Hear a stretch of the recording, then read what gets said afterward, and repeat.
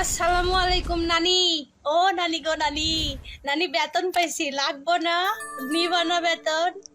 দিমু দিমু ব্যাংকে।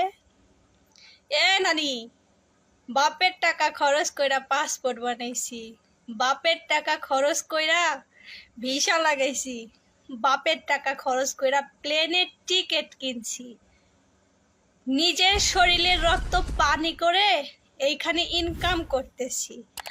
আমার টাকা আমি ব্যাংকে পাঠাবো কি বিকাশে পাঠাবো কি হুন্ডিতে পাঠাবো সেটা আমার নিজের ব্যক্তিগত ব্যাপার।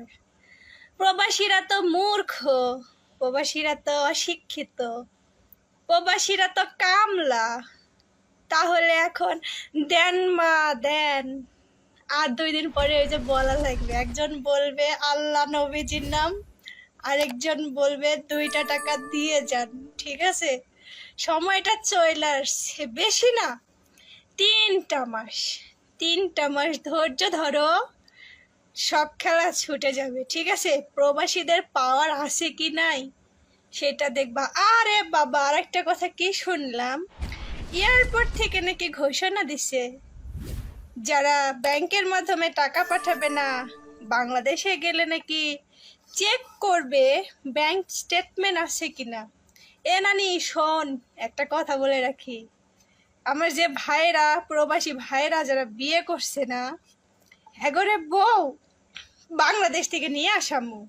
আর যারা এখনো ব্যাচেলার আছে না, এগরে কমু ভাই, ইন্ডিয়ান আছে, পাকিস্তান আছে, সুদানি আছে, অনেক ভালো ভালো কান্ট্রির মেয়ে আছে, বিয়ে কইরা এই প্রবাসে সেটেল হইয়া যা। দেশে গিয়ে কি করবি? দেশে যাওয়ার দরকার নেই, দেশে গিয়ে মানুষের পাচাটার থেকে প্রবাসী, এখানে প্রবাসী অনেক মেয়ে আছে, এমনকি যে যে দেশেই আছে না কেন সেই দেশেরও অনেক মেয়ে আছে বাঙালিদের বিয়ে করার জন্য দাঁড়ায় থাকে। ঠিক আছে, ভাইদের বিয়ে দিমু, আর বোনদের যাদের বিয়ে হয়নি তাদের বিয়ে দিমু, যাদের বিয়ে হয়েছে তাকে জামাই নিয়ে আমু। শেষ।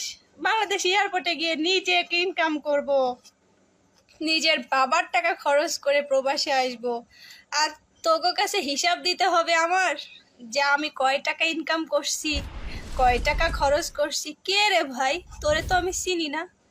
আমি আউনের সময় কি আমারে 10 টাকা দিয়ে সাহায্য করছিলি?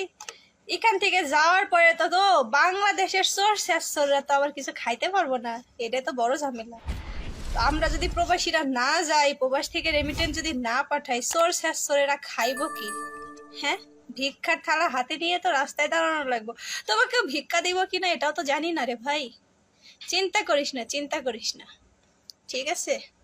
তোকে চিন্তা করার কোনো কারণ নেই, কারণ তোরা যা শুরু করছস না, আমরা মাত্র খেলা দেখানো শুরু করছি, এখনো গোডাউনে বহুত আছে, মাত্র তো টেইলার। ওয়েট কর, ওয়েট কর, ঠিক আছে? প্রবাসীদের ন্যায্য দাবি যদি না দিস না, তাহলে ওই 2 দিন পরে আল্লাহ নবীজির নাম 2টা টাকা খয়রাত কইরা যান, এই কথাটা বলায়া প্রত্যেকজনকে রাস্তায় নামানোর দায়িত্ব না হয় আমরা প্রবাসী নাই নিলাম।